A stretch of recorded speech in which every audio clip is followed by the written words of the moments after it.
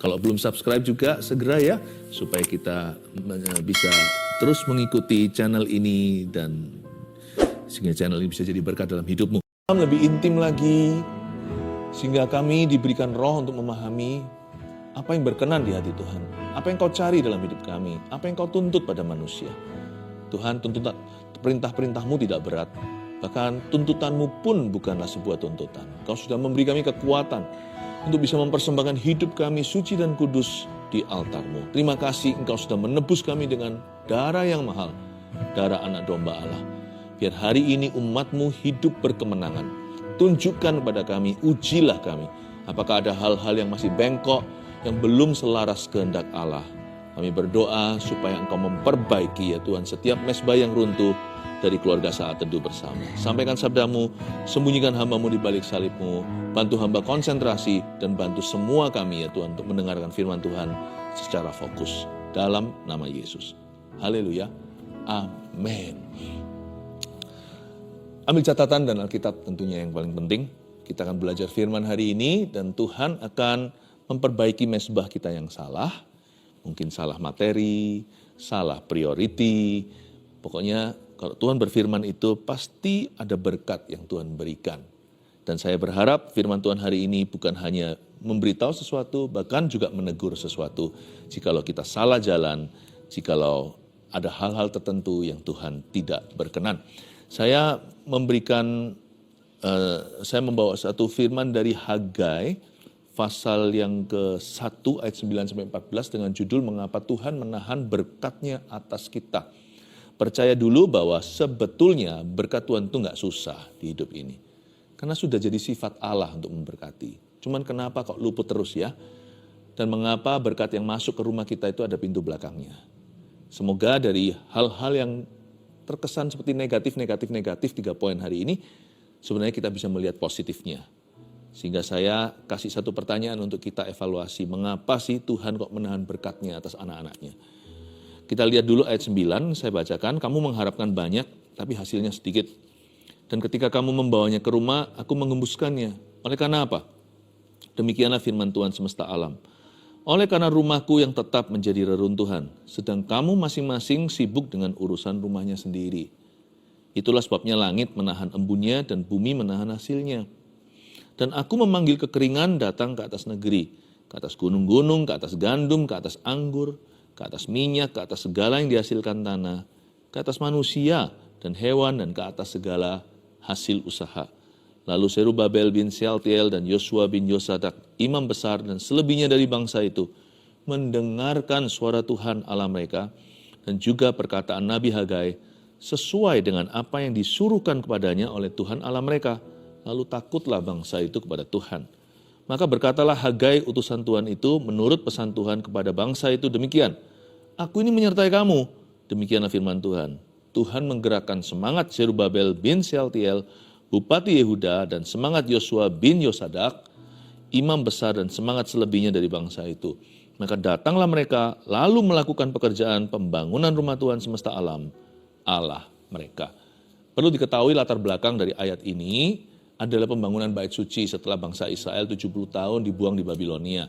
Satu persatu mulai kembali mendengarkan suara Allah mereka. Ada sebuah panggilan untuk membangun kembali kota suci yaitu Yerusalem. Tak terkecuali tembok yang dibangun Nehemia, lalu Esra membangun ibadahnya, bait Allah pun didirikan. Jadi pada waktu itu bangsa-bangsa yang menuruti panggilan Tuhan, mereka pulang ke kampung halaman. Padahal mereka di Babel itu sudah nyaman. Waktu mereka sampai ke tanah suci, yaitu ke Yerusalem, lama-lama prioritas mereka berubah. Tahu nggak bahwa priority can change kalau kita itu didesak dengan kebutuhan atau bahkan kenyamanan. Orang bisa melupakan Tuhan karena orang itu diberkati. Orang juga bisa meninggalkan Tuhan saat dia susah. Karena itu hati-hati ya, kita harus komitmen sama Kristus di setiap musim hidup kita. Nah sekarang kita melihat mengapa bangsa Israel tidak diberkati Tuhan untuk satu kurun waktu. Ternyata karena mereka suka ulur-ulur membangun kerajaan Tuhan dulu. Bait suci adalah rencana Tuhan nomor 1. segala sesuatu akan ditambahkan kalau mereka mencari dahulu kerajaan Allah dan kebenarannya. Tapi bangsa Israel suka menunda, mungkin karena berkat, juga karena masalah. Mari kita sekarang melihat ayat 9 sekali lagi saya bacakan. Kamu mengharapkan banyak. Tuhan bilang begini, kamu kan mengharapkan banyak rezeki. Apa yang kamu tuai itu akan kamu nikmati. Tetapi hasilnya sedikit. Anda nabur bibit unggul. Udah beli benihnya mahal sekali. Ditabur 100 biji. Bahkan gak kembali tuayan itu 30. 100 biji ditaburkan di tanah. Hanya 10 saja yang survive dan bertahan hidup. Dan dari 10 itu hanya 1 yang menghasilkan buah. Yang lainnya daun meluluh. Gak ada buahnya. Mereka kecewa. Kenapa ya Tuhan kok tidak memberkati kami? Kenapa keberuntungan tidak ada di pihak kami, padahal kami ini umat pilihan Allah. Mereka mulai bingung, ada apa? Nah Tuhan utus Hagai seorang nabi untuk mengoreksi mereka. Prioritasmu salah. Yang namanya kepentingan Allah di bawah, kepentingan mereka secara pribadi di atas nomor 1. Tuhan mulai menegur mereka. Aku gak memberkati kamu karena prioritas hidupmu itu gak keruan. Kamu mengharapkan banyak ayat 9 tapi hasilnya sedikit. Dan ketika kamu membawanya ke rumah, jadi tuayan itu waktu di ladang masih dapat. Tapi waktu sampai ke rumah ternyata sudah gak bisa dimakan, sudah busuk semua di jalanan. Kok begitu ya? Tidak ada penyertaan Tuhan di ladang, tidak ada penyertaan Tuhan di rumah. Di perjalanan pun dari ladang ke rumahnya kecolongan. Kayaknya Tuhan gak jalan deh sama mereka. Alfa Omega gak ada di awal akhir mereka. Pintu depan terbuka, pintu belakang juga bocor semua. Kenapa ya kamu mengharapkan banyak tetapi hasilnya sedikit? Dan ketika kamu membawanya ke rumah, aku menghembuskannya. Ternyata bukan karena hama, tapi karena Tuhan kasih perintah. Berkat gak boleh menginjak rumah ini. Kalau rumah kita sudah dicap di label begitu ya celaka. Apapun masuk ke sini gak akan bisa menikmati. Dan sekalipun mungkin ada kekayaan, susah payah akan mengikuti. Seperti ada kutuk gitu. Lalu Tuhan berkata gini, oleh karena apa? Ini Tuhan tunjukkan pada mereka alasan sesungguhnya. Demikianlah firman Tuhan semesta alam ayat 9b. Oleh karena rumahku garis bawah itu, rumahku bukan rumah mereka, rumahku yang tetap menjadi reruntuhan, yaitu bait suci kalau perjanjian baru hari ini adalah visi gereja. Sedang kamu masing-masing sibuk dengan urusan rumahnya sendiri. Tidak bisa dipungkiri dan disangkali bahwa sekalipun kita bisa menyembah Tuhan sendiri-sendiri di rumah kita masing-masing, dan kita juga bisa bertumbuh secara pribadi dalam kerohanian, tapi tidak bisa kita sangkali bahwa pusat kebangunan rohani umat Tuhan dan juga pusat kehidupan rohani mereka, bukan hanya kebangunan rohani revivalnya, tapi kehidupan rohani mereka secara personally atau secara individu, pusat korporatnya itu gereja lokal. Makanya dari kecil anak-anak saya sudah ajari untuk cinta kepada gereja.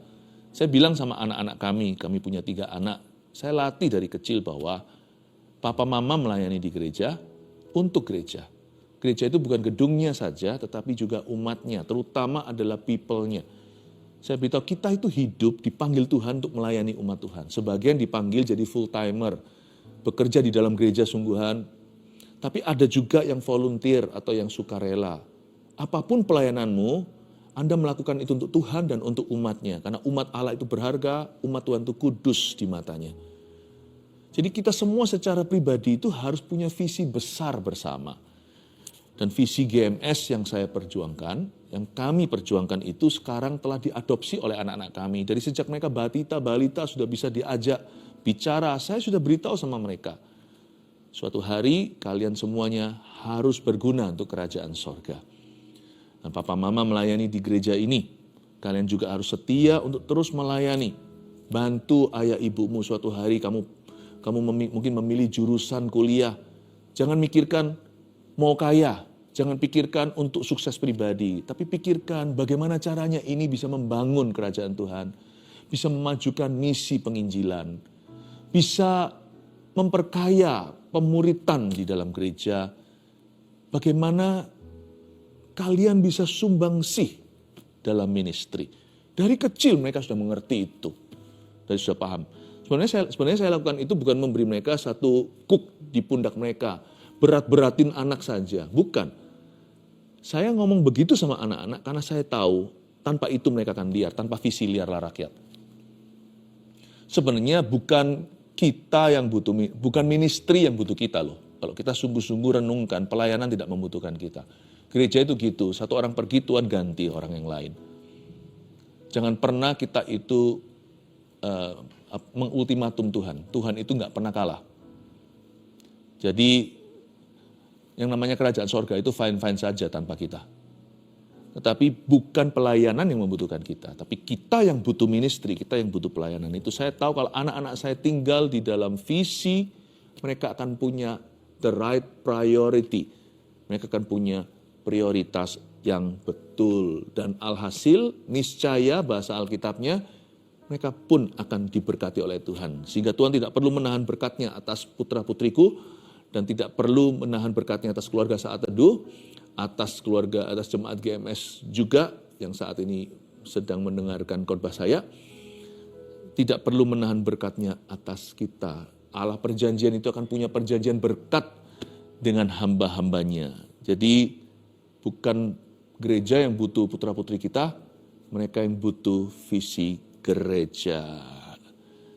Saya tahu kalau mereka bisa mengadopsi itu, masa depan mereka diadopsi Allah.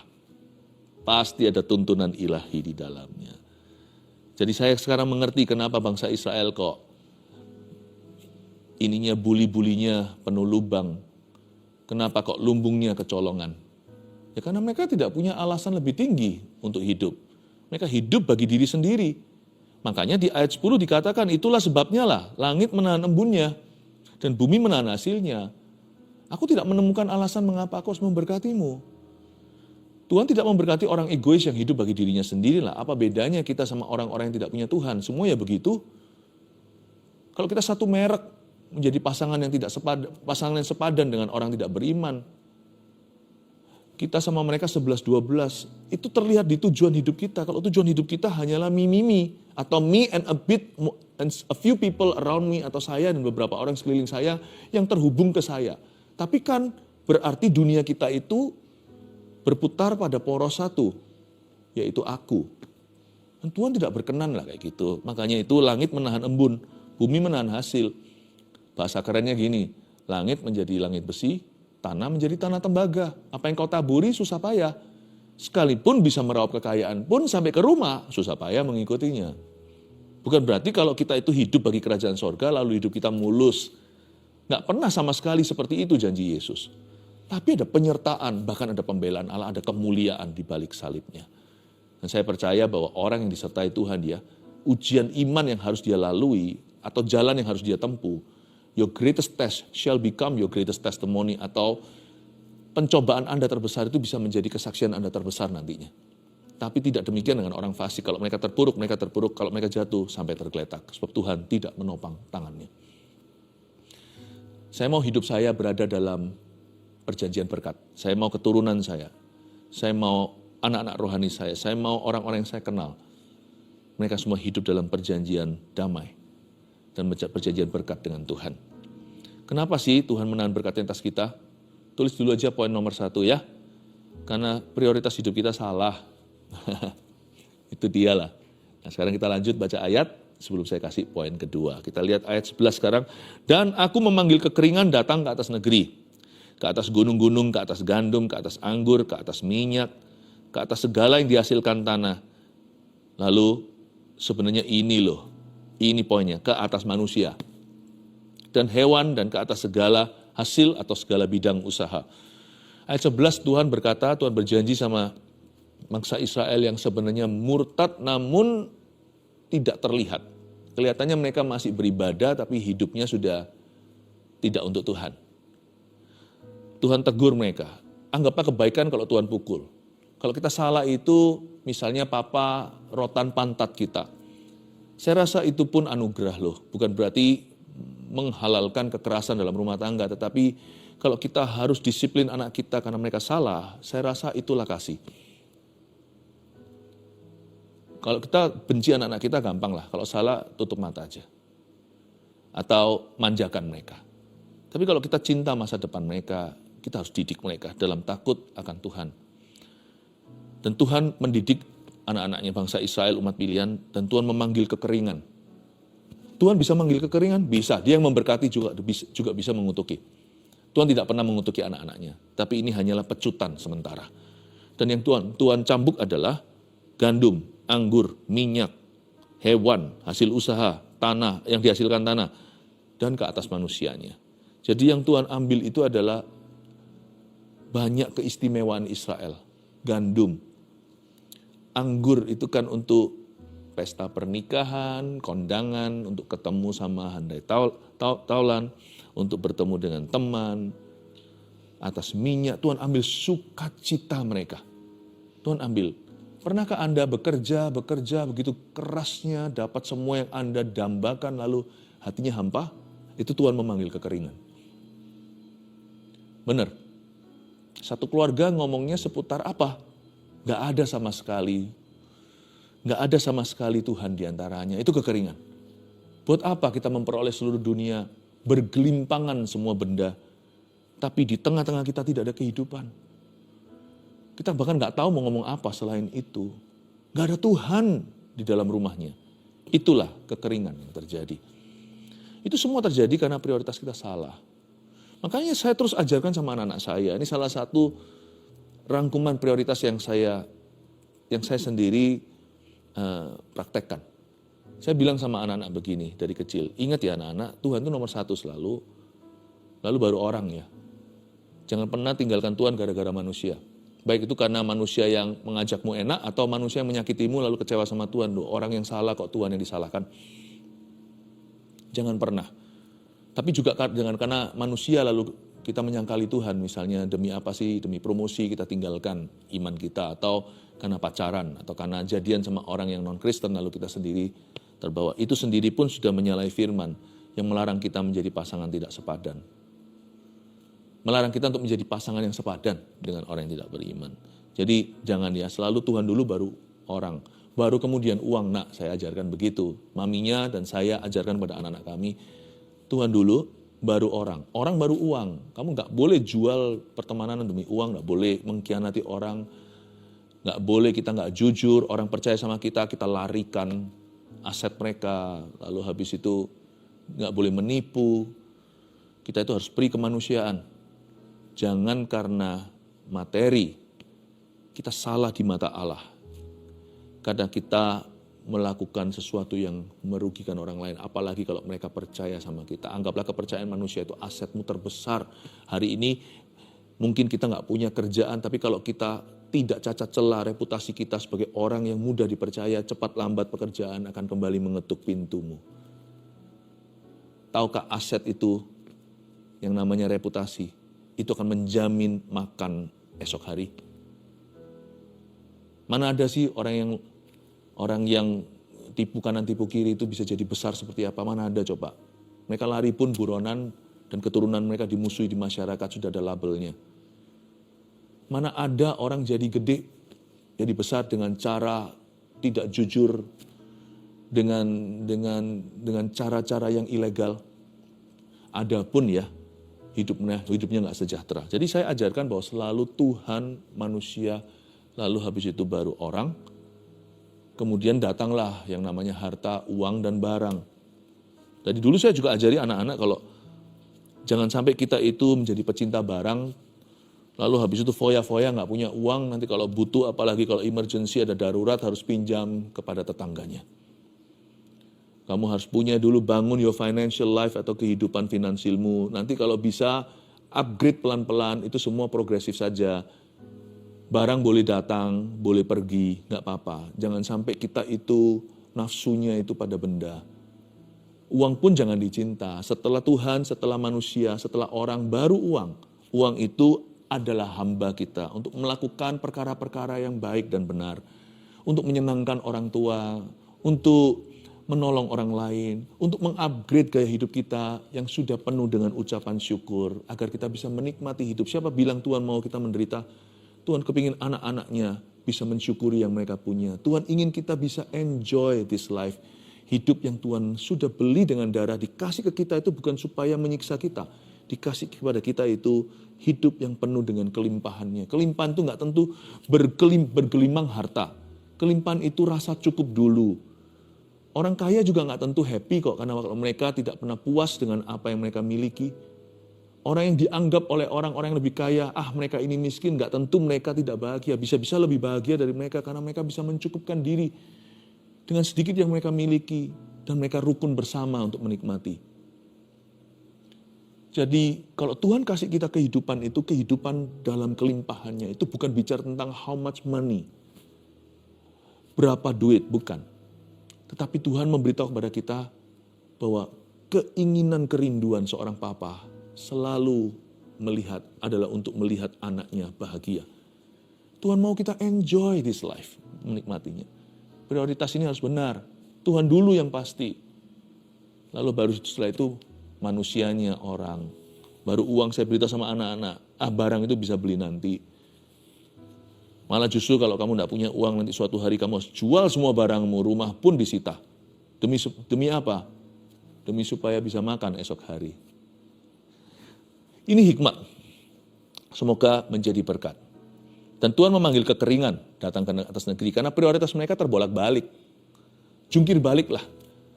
Uang itu nomor satu mereka cari. Nggak pulang pun nggak apa-apa. Apalagi berdoa. Berdoa itu nanti-nanti aja. Melayani nanti kalau ada waktu. Lihat ya prioritasnya. Tuhan di bawah. Mereka di atas. Dari sini langsung Tuhan pecut mereka. Tuhan panggil kekeringan. Sehingga apapun yang mereka lakukan, mereka tidak menemukan kebahagiaan. Mereka tidak menemukan anggur, tidak menemukan gandum. Kasihan menurut saya. Ayat 12, lalu Zerubabel bin Sealtiel ini adalah gubernur yang mengiring pembangunan di Yerusalem. Dan Yosua bin Yosadak imam besar. Dan selebihnya dari bangsa itu mendengarkan suara Tuhan. Garis bawah itu mendengarkan suara Tuhan Allah mereka. Dan juga perkataan Nabi Hagai. Sesuai dengan apa yang disuruhkan kepadanya oleh Tuhan Allah mereka. Lalu takutlah bangsa itu kepada Tuhan alias nurut. Kalau yang kita garis bawahi tadi, maka bangsa itu mendengarkan suara Tuhan Allah mereka. Dan selain suara Tuhan, mereka juga dengarkan perkataan Nabi Hagai. Saya kasih dulu poin 2 dicatat, mengapa Tuhan menahan berkatnya atas kita. Karena bangsa Israel tidak dengarkan suaranya. Kalau kita tidak mau dengar-dengaran dengan Roh Kudus, kita akan gagal total atau gagal parsial. Gagal setengah atau gagal sama sekali, cepat lambat hidup kita akan dibawa turun. Kalau kita tidak dengar-dengaran dengan suara Allah. Karena itu janganlah kita pernah ditemukan dalam kondisi rohani seperti bagal yang tidak berakal. Atau seperti keledai yang kalau tidak ditendang belakangnya dia nggak mau jalan ke depan. Atau seperti kuda yang tidak terlatih kalau nggak dipecut, kalau nggak ngalami sesuatu yang buruk, nggak ngerti-ngerti maksud Tuhan. Nggak perlulah Tuhan tuh pakai pukul-pukul. Tuhan kita itu bukan pemukul, Tuhan kita itu penyayang. Kalau Tuhan mau bicara sama kita itu harusnya suara lemah lembut aja sudah bisa, suara sepoi-sepoi basah. Jangan pernah kira Tuhan itu sukanya itu cambuk-cambuk kita. Tuhan tidak pernah memperlakukan kita seperti hewan, malah Tuhan peringatkan jangan kita seperti hewan yang saya sebutkan tadi.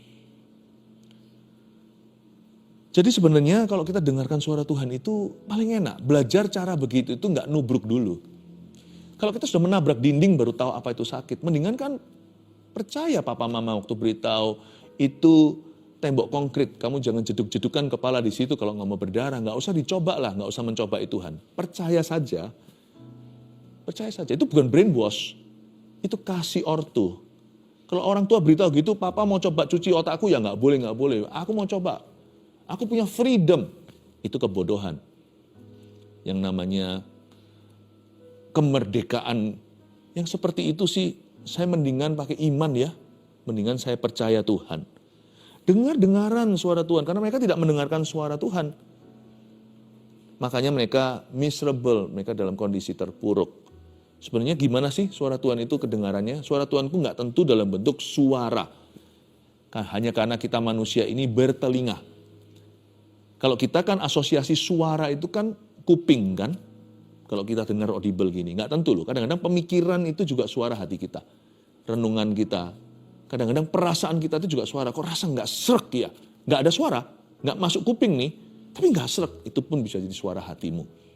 Nah, suara Tuhan juga bisa ditemukan di mana aja, pertama-tama dalam firman. Makanya bahasa Inggrisnya bagus ini. Alkitab ini namanya scripture. Kata scripture, Alkitab itu dari kata script. Kalau Anda mau jadi aktor hebat, atau pemeran utama, bahkan pemeran sampingan, Anda harus baca skripnya. Supaya nanti tidak ngawur kita bicaranya, beraktingnya nggak salah. Hidup ini bukan acting. Hidup ini asli. Skripnya di mana manualnya? Ini. Waktu kita buka ini, dengar nggak dengar di kuping kita, Tuhan sedang berbicara kepada kita. Scripture. Bagaimana lagi caranya Tuhan mendengarkan suaranya? Lewat events, lewat kejadian-kejadian. Tuhan juga bisa bicara lewat kejadian untuk memperingati kita. Atau memperingatkan kita akan sesuatu. Atau mengajarkan sesuatu. Tapi Tuhan juga bisa bicara lewat orang lain. Dalam hal Israel, Zerubabel bin Shealtiel dan Yosua bin Yosadak imam besar dan selebihnya dari bangsa itu. Mereka hari itu mendengar suara Tuhan lewat nubuatan Nabi Hagai dan lewat instruksinya. Perkataan beliau ini menjadi kepanjangan lidah Allah. Dan karena mereka mau mendengarkan, padahal ini gubernur loh ya. Satu lagi imam. Hagai itu siapa? Hagai itu tidak berasal dari sebuah silsilah imamat apa yang sungguh-sungguh silsilah. Itu Yosua. Yosua ini bukan Yosua yang perang Kanaan. Ini Yosua imam besar bin Yosadak. Tapi mereka bisa peka tahu bahwa Tuhan sedang berbicara lewat orang ini kepadanya. Dan mereka dengarkan. Untungnya mereka berbalik. Mereka takut sama Tuhan dan mereka nurut. Makanya di tahun sebelum Masehi, berapa ratus tahun sebelum Masehi, yang namanya Bait Suci ini berdiri lagi. Karena mereka menurut semua instruksi ilahi. Ayat 13, maka berkatalah Hagai, utusan Tuhan itu menurut pesan Tuhan, kepada bangsa itu demikian. Aku ini menyertai kamu, demikianlah firman Tuhan. Ayat 13 bagus ya. Hagai ngomong begini, setelah tegur mereka, kalau mereka punya prioritas yang salah, ditutup dengan happy ending dia yang berbunyi, aku menyertai kamu, aku ini Tuhan Yesus di perjanjian lama, ini Allah. Aku ini menyertai kamu, demikianlah firman Tuhan. Kalau kita berhenti di sana, ayat ini prematur. Maksudnya pasal ini tidak lengkap. Jangan pernah entertain cuman buai-buai dalam pikiran. Tuhan sertai saya, Tuhan sertai saya. Kita harus tahu Tuhan sertai saya, Tuhan sertai Anda, Tuhan sertai kita. Untuk apa? Lalu lakukan apapun itu yang Tuhan janji sertai. Kuncinya itu bukan di feeling, perasaan. Oh Tuhan sertai aku, mantep nih. Kuncinya itu di melangkah. Sebelum Anda melangkah ya nggak terjadi apa-apa. Karena mereka melangkah, Zerubabel bin Shealtiel dan kawan-kawannya, berdirilah bait suci sesuai dengan janji ilahi. Dan mereka semua akhirnya saya yakin diberkati oleh karena janji Tuhan. Karena mereka punya perjanjian dengan Tuhan. Karena Tuhan tidak pernah berhutang dengan orang-orang yang melayani maksud-maksudnya. Tuhan tidak pernah berhutang budi dengan siapa-siapapun yang berkorban untuk ministry. Mereka diberkati karena mereka masuk perjanjian dengan Allah Yakub. Tapi bait suci yang dinubuatkan itu akhirnya berdiri. Itu bukan karena mereka merasa disertai, tapi karena mereka melangkah dengan iman dan penyertaan Tuhan didemonstrasikan. Iman tanpa perbuatan itu mati. Karena itu percuma kalau Anda tahu Anda disertai, kalau Anda tidak melangkah dengan berani. Melangkah dengan iman. Bagaimana Anda tahu kalau doa Anda dikabulkan, kalau Anda tidak mendoakan orang lain dulu? Kalau kita tidak melangkah dengan iman, bagaimana Tuhan bisa memberkati hidup kita kalau kita maunya di rumah hanya berdoa, nggak mau kerja terlalu idealis, maunya kerja yang langsung bayarannya sekian, maunya kerja yang sesuai dengan ekspektasinya. Kalau kita itu melangkah dulu, kita akan melihat penyertaan Tuhan nanti. Yang penting melangkah dengan iman. Step out of the boat, gimana Petrus tahu dia akan berjalan di atas air kalau dia tidak melangkah keluar dari perahunya. Tuhan menggerakkan semangat Zerubabel ayat 14 Bupati Yehuda dan semangat Yosua bin Yosadak imam besar dan semangat selebihnya dari bangsa itu. Maka ini kuncinya, ini kunci kemenangannya. Disinilah berkat dicurahkan. Maka datanglah mereka lalu melakukan. Jangan menjadi pendengar, tapi menjadi pelaku firman. Maka datanglah mereka lalu melakukan pekerjaan pembangunan rumah Tuhan semesta alam. Allah mereka. Langsung berkat itu dikeskan. Mau masukkan ATM itu kartu. Passcode-nya, password-nya sudah betul. Semua sudah pada tempatnya. Kalau Anda tidak tekan tombolnya, ya nggak keluar uangnya. Kapan berkat itu dicurahkan? Ketika kita melangkah, poin 3. Kenapa Tuhan menahan berkatnya atas bangsa Israel saat itu? Karena kita tidak melangkah. Melangkah dengan iman. Aku mau ampuni tapi susah. Tunggu dulu aku doa 2 jam lagi. Sampai aku mantap betul, nggak bisa. Hadapi orang itu, katakan padanya, aku tidak boleh dan tidak bisa membencimu, aku mengampunimu. Ya. Jangan menunggu. Face your fear, jangan lari, hadapi rasa takutmu. Waktu kita melangkah, kita akan melihat penyertaan Tuhan entah di kilometer berapa. Tuhan tidak akan pernah tinggalkan. Kalau awal-awal seolah-olah Tuhan tidak berjalan bersama dengan kita, Tuhan menguji iman kita. Tapi di tengah-tengah nanti Tuhan pasti muncul dan berkata, terimalah berkatku. Haleluya. Mengapa Tuhan menahan berkatnya atas kita? 3 hal ini catatlah. 1, karena prioritas hidup kita salah. 2, karena kita tidak dengarkan suaranya. 3, karena kita tidak melangkah. Berarti, betulkan prioritas hidupmu.